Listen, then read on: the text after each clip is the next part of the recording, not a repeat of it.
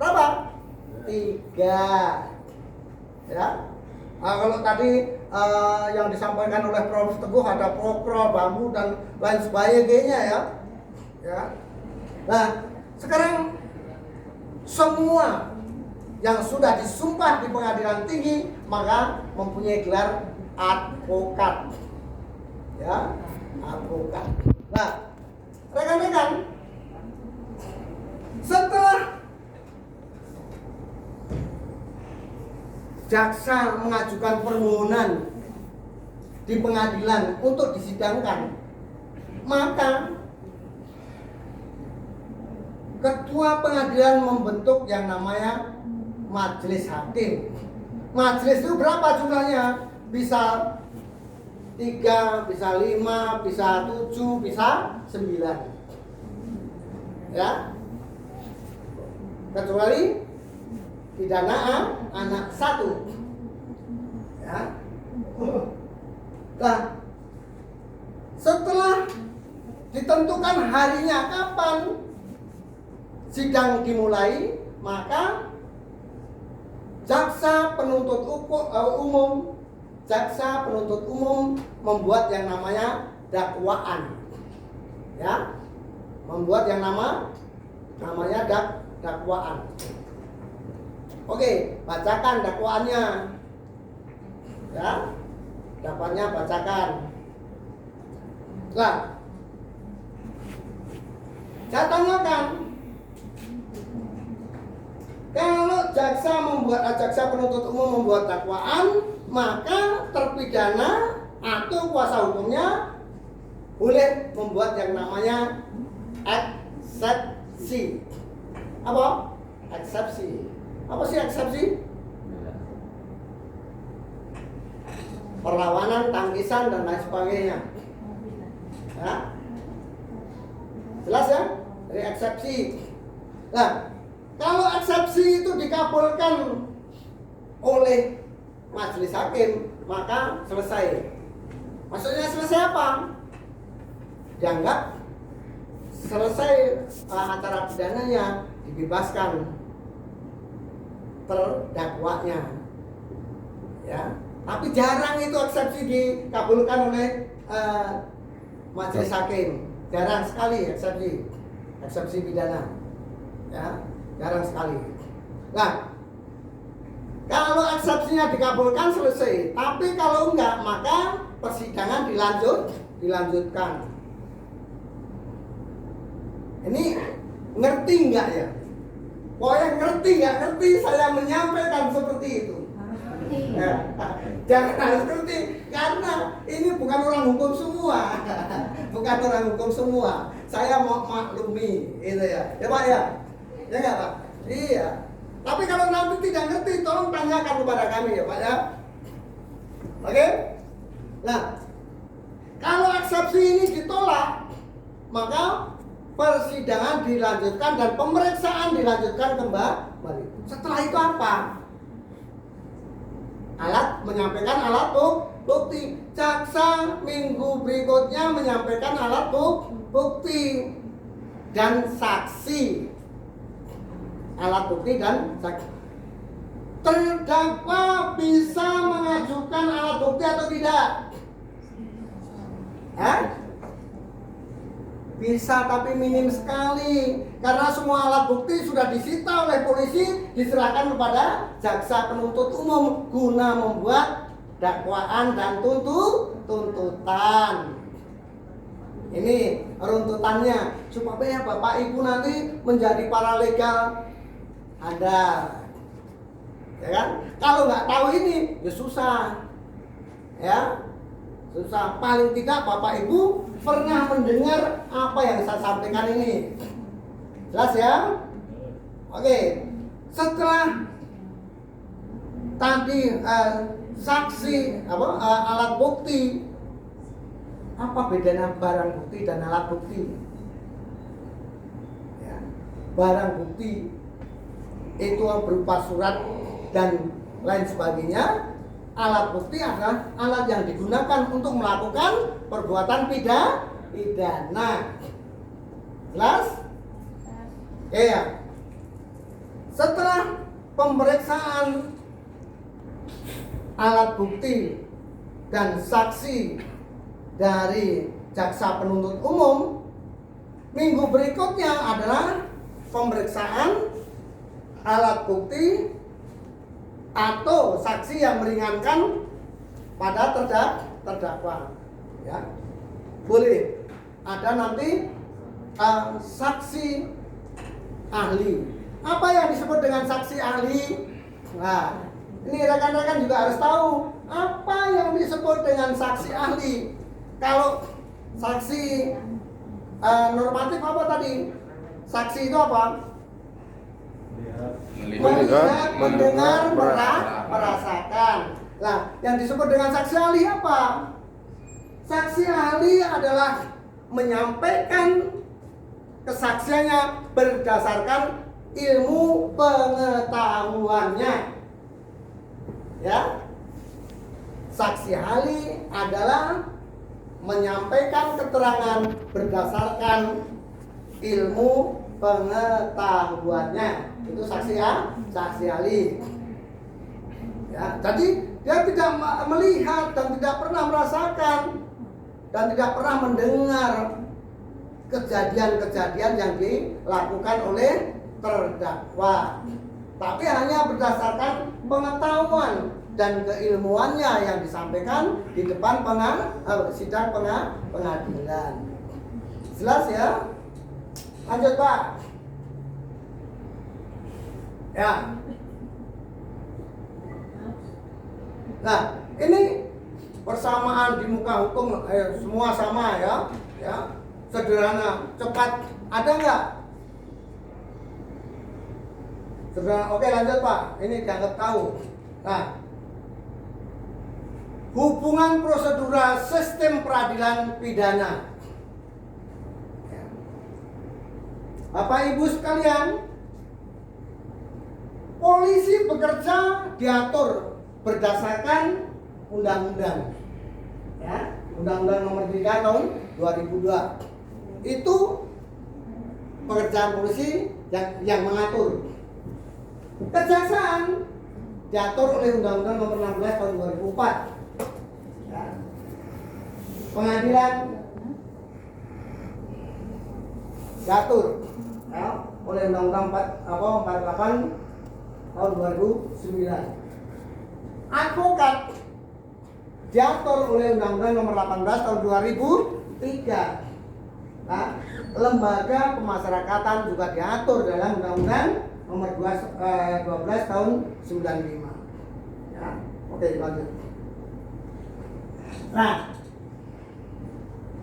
sistem peradilan pidana terpadu harus melihat masing-masing seperti berikut. Ya. Jadi tidak ada sangkut pautnya dengan namanya penasihat hukum. Semua ada. Penyidik pasti ada. Penuntut umum, hakim, lembaga. Kenapa? Bapak Ibu sekalian, kenapa penasihat hukum sampai ke lembaga-lembaga pemasyarakatan? Iya. Sistem sekarang ini terpidana itu harus mendapatkan tempat atau kamar. Kalau nggak diusahakan kan ya udah seperti ayam dicampur gitu aja. Tapi kita sebagai pengacaranya harus mencarikan yang terbaik bagi kliennya. Ya. Bayar nggak Pak kalau kamar di lembaga pemasyarakatan itu? Nggak ada yang gratis Pak, ya? Nggak ada yang gratis. Semua membayar, semua diduitkan, ya, semua diduitkan. Kalau Bapak datang ke sana aja, paling tidak ngasih apa gitu, ya? Beri, lanjut Pak.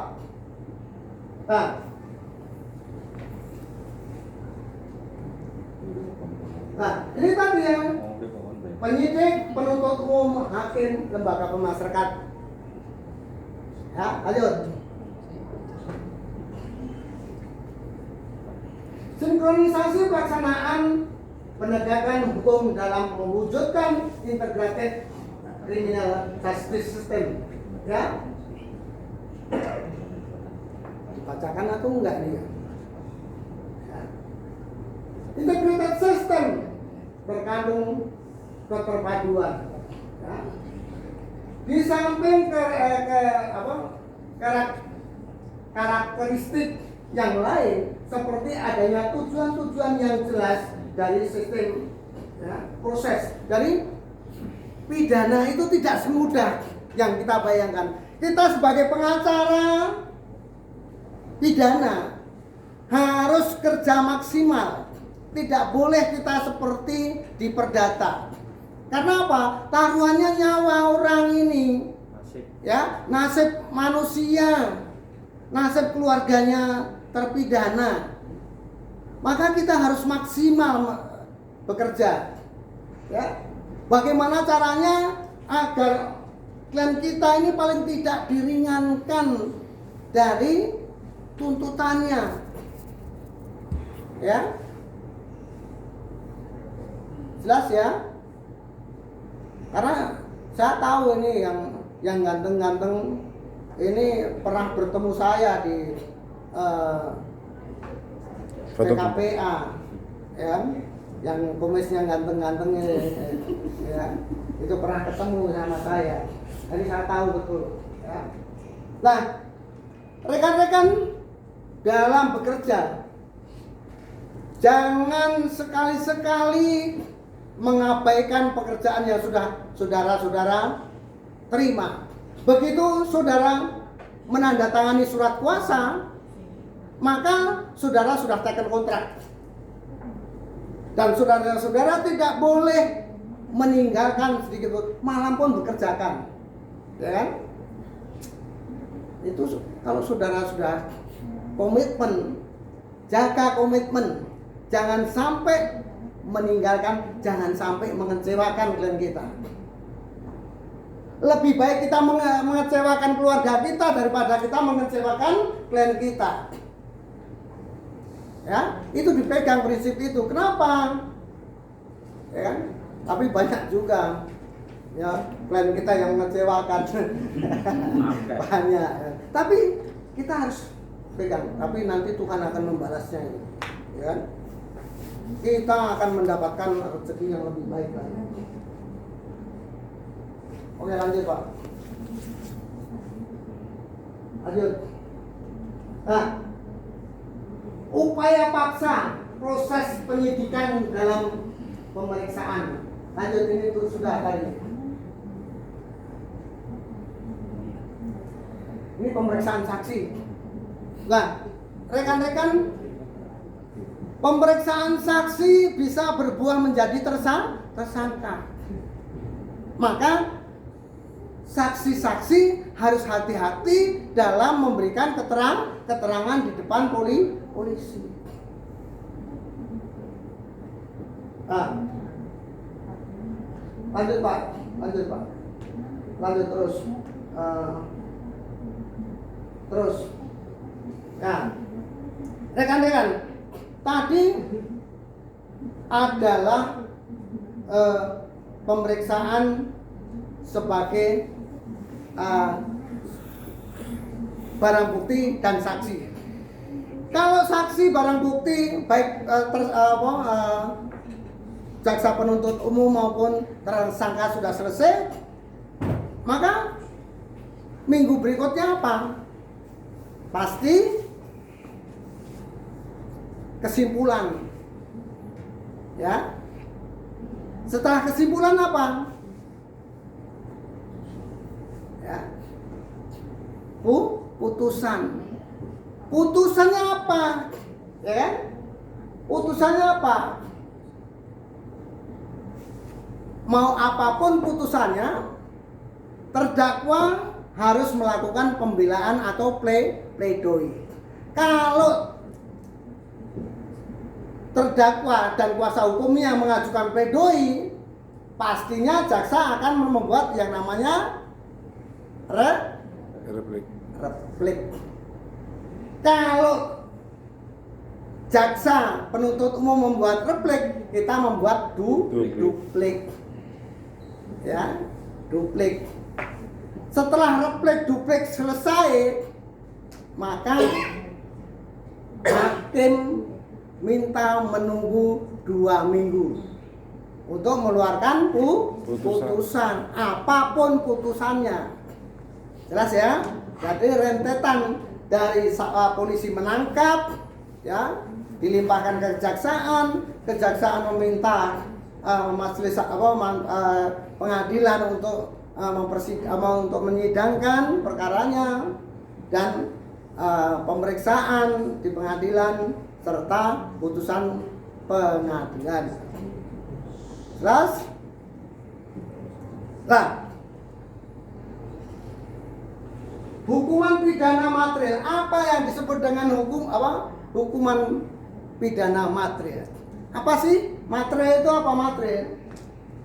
Material itu apa? Hukum pidana material dan hukum pidana formil. Apa yang disebut dengan hukum pidana material dan apa yang disebut hukum pidana formil? Kalau material yang berdasarkan undang-undang KUHP itu adalah material. Formil adalah proses persidangan di pengadilan. Ingat ya, material itu berupa undang-undangnya, formil berdasarkan hukum acaranya. Jelas? Sampai sini ada pertanyaan? Ada? Nah, apa yang disebut Kitab Undang-Undang Hukum Pidana atau KUHP Lex General? Itu umum ya, itu yang KUHP itu adalah Lex General. Yang kedua, ketentuan-ketentuan pidana di luar. Nah, ada tindak pidana yang diatur dalam KUHP dan ada tindak pidana di luar KUHP. Undang-undang atau tindak pidana di luar KUHP itu apa saja? Tipikor, ya, karena apa? Diatur tersendiri. Teroris diatur tersendiri. Narkotika diatur tersendiri. Maka itu yang anak diatur tersendiri. Maka itu disebut dengan ketentuan-ketentuan pidana di luar KUHP. Jadi ingat ya, kalau mau menjadi paralegal yang tangguh, harus ingatnya susah, ya, ingatnya susah. Ya. Oke? Nah, apa lex spesialis? Khusus, aturan khusus. Khusus apa? Mengatur. Contohnya yang seperti apa? Ada lex general, ada lex spesialis. Lex general adalah aturan umum, lex spesialis itu adalah aturan khusus. Nah, tindak pidana tertentu, ya, undang-undang minerba, hutanan, perkebunan dan lain sebagainya. Lex spesialisnya, ya, lex spesialis derogat legis generali. Tadi rekan-rekan masih ingat legalitas hukum pidana? Jangan lupa, ya, legalitas hukum pidana jangan lupa. Saya ingat-ingat, ya, apa tadi? Legalitas. Apa? Legalitas hukum pidana apa tadi? Tiada suatu perbuatan dapat dipidana kecuali ada undang yang mengatur terlebih dahulu. Itu legalitas hukum pidana. Jelas ya? Ini kalau mau jadi paralegal harus dasarnya itu, ya, harus dipegang. Oke ya? Ini penyidik diberikan kewenangan khusus untuk sadap, untuk menyadap. Ya. Ya. Undercover tindak pidana tipikor, narkotika, terorisme. Sama dengan saya sampaikan tadi? Sama ya? Sama. Oke, lanjut. Nah, Kitab Undang-Undang Hukum Acara Pidana. Ini hukum acara pidananya. Ya. Hukum acara pidana yang diatur oleh undang-undang khusus tertentu. Rekan-rekan, kalau menangani perkara anak, ya, jaksa tidak boleh berpakaian resmi, harus santun, batik boleh lah kan gitu ya. Preman, bukan preman jalanan itu, maksudnya nggak boleh berpakaian polisi, berpakaian jaksa. Hakim nggak boleh pakai toga, pakai baju biasa. Itu kalau anak, ya. Perkap nomor 14 tahun 2012 tentang manajemen penyidikan. Ini aturan polisi. Polisi dalam menyidik seseorang atau tersangka diatur oleh undang-undang ini, oleh perkap ini. Ya, polisi diatur oleh perkap ini. Jadi polisi tidak boleh menyimpang dari perkap ini, harus mengikuti adanya aturan ini. Ya, oke. Ayo.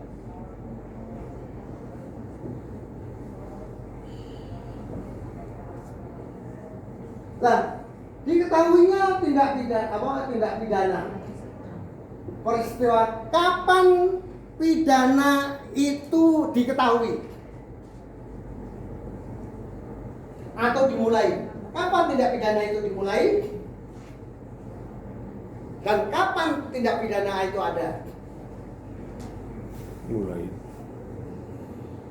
Kapan? Adanya peristiwa itu. Perbuatan. Ya, adanya peristiwa itu maka tindak pidana diketahui atau dimulai. Jelas ya? Oke.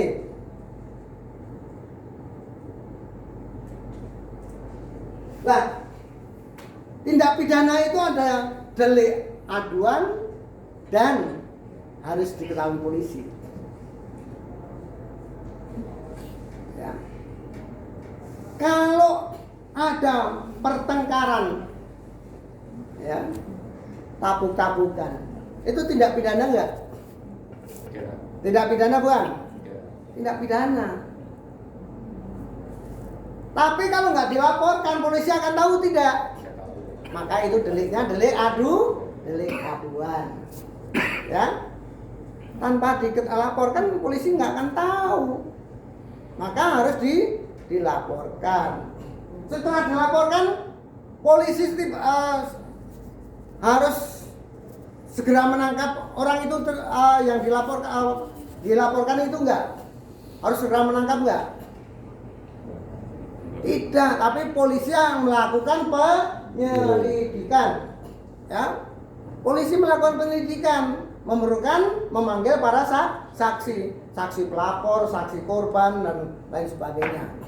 Ya. Setelah itu kuat baru dilakukan penangkapan. Ya. Nah, dugaan tindak pidana.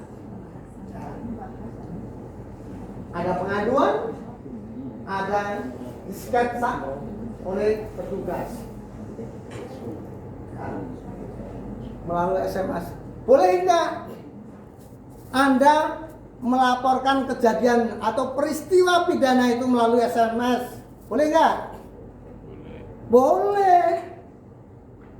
Boleh ya. Ya, boleh. Jadi pidana itu luar biasa. Maka rekan-rekan, karena pidana itu menjerat manusia, ya, maka harus hati-hati. Dan kalau menjadi pengacaranya harus bekerja keras.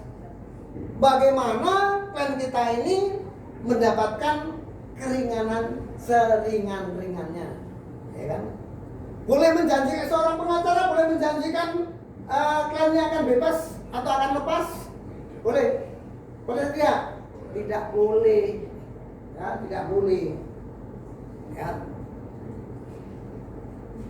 Oke ya, lanjut. Nah,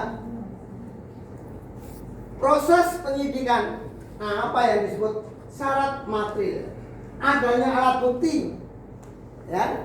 Syarat materialnya ini adanya alat bukti, adanya barang bukti. Tadi sudah saya tanyakan, apa bedanya alat bukti dan barang bukti? Alat bukti apa? Alat bukti berdasarkan surat, barang bukti berdasarkan alat untuk melakukan tindak pidana. Jelas ya? Adanya bentuk tindak pidana. Bentuk itu apa? Bentuk tindak pidana seperti apa? Menurut pendapat Bapak Ibu sekalian, bentuk itu apa sih? Wujud. Motif. Bentuk motif. Nah, adanya pertanggungjawaban pidana. Barang siapa yang melakukan pidana, maka mereka harus bertanggung jawab adanya tindak pidana.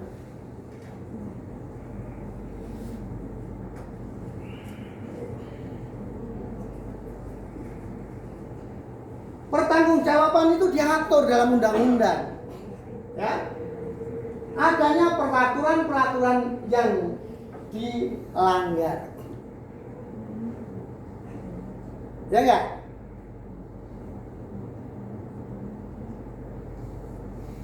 Nah, kalau tadi ada material tadi apa? Syarat material berarti peraturan perundang-undangan. Syarat formanya sesuai dasar, ya. Kamu orang warga negara Indonesia atau bukan? Ya kan? Itu adalah syarat harus ditindak dengan prosedur yang benar, ya. Sesuai persyaratan, keabsahan pelaksanaan tugas penyidikan, ya.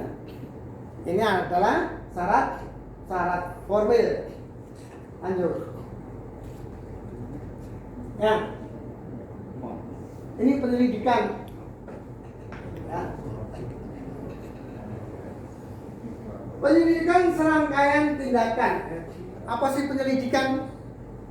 Penyelidikan adalah serangkaian tindakan penyidik untuk mencari dan menemukan suatu peristiwa yang diduga sebagai tindak pidana guna menentukan dapat atau tidaknya dilakukan penyidikan, ya.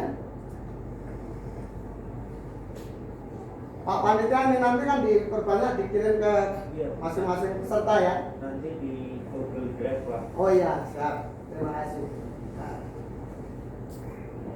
Nah, observasi, lakukan pengamatan, observasi dulu, benar atau tidak. Diwawancara, kalau sudah selesai diwawancara, sudah selesai di observasi, pengamatan, diwawancarai. Nah, kayak peristiwanya Habib Rizik, polisi melakukan pembuntutan, ya kan? Melakukan pembuntutan, dipuntit, apa jenis? Buntuti ya, dibuntuti. Kindili. Ya, dikindili. Itu bu bendahara itu. Lalu mengindili. Nah, iya kan apa? Bahasanya ya sebenarnya apa? Nggak ngerti aku. Nguntit. Hah? Nguntit ya? Nguntit itu ngutil ya? Nyopet ya? Bu bendahara. Oh bukan ya. Beneran Nah, Kalau itu tidak bisa, maka polisi atau penyidik bisa melakukan penyamaran. Maka polisi-polisi sudah disebar. Kayak peristiwanya Rizik Syihab, polisi sudah disebar, udah sebagai santri dan lain sebagainya. Para ulama-ulama yang di situ nggak tahu bahwa itu adalah penyamaran, ya kan? Dianggapnya adalah santri kan gitu. Padahal dia mengikuti apa yang disampaikan oleh, ya itulah seperti itu, ya. Daripada saya yang kena nanti, ya. Lebih baik aku selamat, ya kan? Ya toh? Kena pengintilan. Kena pengintilan kata Bu Ketua Umum. Dasar hukumnya pengintilan ada, Pak? Hah? Lah ini jatuh ini pengintilan. Ini jatuh. Jatuh ini. Wah, giliran pengintilan ditanyakan yang lain enggak. Enggak, maksudnya Pembuntutan kalau pengintilan bingung dia. surat penyelidikan, pembuntutan, ini Kak, surat izin pengintilan ada? Loh, itu rahasianya polisi. Ya kan? Ini tadi yang nomor 14 tahun 2012 tadi, ya kan? Itu mengatur bahwa polisi harus menyamar sebagai apapun. Diskresi itu ya? Oh iya, kewenangan. Kewenangan. Iya. Jadi kalau orang sipil yang ngintilin gebukin ya, Iya. wah kamu ngapain ngintilin istriku ya? Kurang ajar kamu ya, gitu. Yang di belakang diem aja, ya. Sambil tidur itu ah. Nah, ya. Oke. Urusan Ramadan bangun, Pak. Giliran masalah ngintilin dia bangun. Ya. Astagfirullahaladzim. Wes lah. Yang penting bahagia teman-teman. Ya. Kalau nggak bahagia nggak usah. Ya. Oke. Selain penyamaran, mengundang atau memanggil, baik secara lisan maupun secara tertulis. Oke? Setelah itu melakukan pemotretan. Loh, ini penyelidikan loh, ya. Ini tugasnya lebih berat daripada penyidik. Kalau penyidik kan berhadapan-hadapan. Kalau ini penyamaran, bisa-bisa nyawanya yang melihat. Tindakan lain menurut peraturan undang-undang. Pelacakan, kalau nggak ada dilacak. Di mana? Seperti teroris ini, kok ketahuan? Ya, orang yang sudah melarikan diri, orang yang menjadi DPO selama 18 tahun, tapi ketahuan juga, ya kan? Oh ya, luar biasa. Oke Pak, menurut saya Pak, lanjut Pak.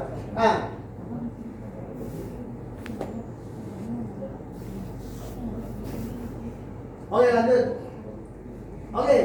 Abu Sidik. Proses sidik. Ya. Sprindik. Apa yang disebut dengan sprindik? Surat perintah penyidikan. Ya.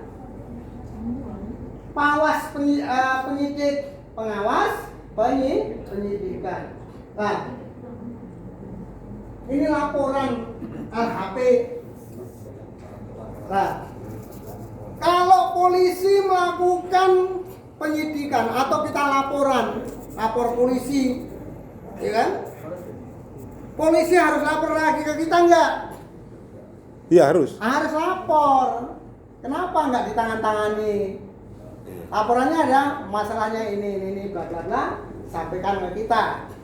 Ya. Jadi polisi juga harus ikut laporan, tidak hanya kita. Sampai mana proses polisi menangani perkara yang kita laporkan. Jelas ya? Oke, lanjut Pak. Yang sudah jelas biar. Penentuan status tersangka. Ya, status tersangka ditetapkan penyidik melalui tahapan bukti permulaan yang cukup dan bukti yang cukup minimal 2 alat bukti telah diperoleh dalam pembuktian. Nah, kalau tindak pidana berdasarkan KUHP, ini jelas seseorang yang diperiksa minimal 2 alat bukti, seseorang bisa dianggap sebagai tersangka. Ya? Bukannya 3, Pak? 2, minimal 2. Yang lebih-lebihin aja Bapak ini suka lebih-lebihin ini. Mentang-mentang badannya juga lebih gitu. Keyakinan. Habis hari ini tidak ada objek yang kita jadikan bercandaan kecuali Bapak ini. Tapi paling pulang aku dihadang kan gitu. Dihadang bendahara, Pak. Dihadang bendahara ya? Iya. Oke ya. Oke. Bukti permulaan yang cukup. Dasarnya tentukan tersangka. Ya. Itu ngopo nang mburi yang ngantuk. Ngantuk turu wae Mas. Pakan ditiwul, Pak. Hah? Pakan ditiwul. Oh, makan tiwul ya. Oke. 15 menit lagi Bapak. Oke, siap. Oke. Karena Bu Ketua Umum juga Kopi sudah siap, kita bisa Oke. langsung sharing, monggo. Tersangka. Status tersangka melalui gelar perkara lah. Rekonstruksi itu gelar perkara kayak kemarin Laskar. hari Minggu. 6 orang ditembak mati. Ya, 6 orang di tol KM 50. Ya, itu dilakukan gelar perkara. Nah, gelar perkara itu untuk membuktikan benar enggak itu perbuatan mereka atau orang lain. Penentuan sebagai tersangka. Gelar perkara dulu apa rekonstruksi dulu, Pak?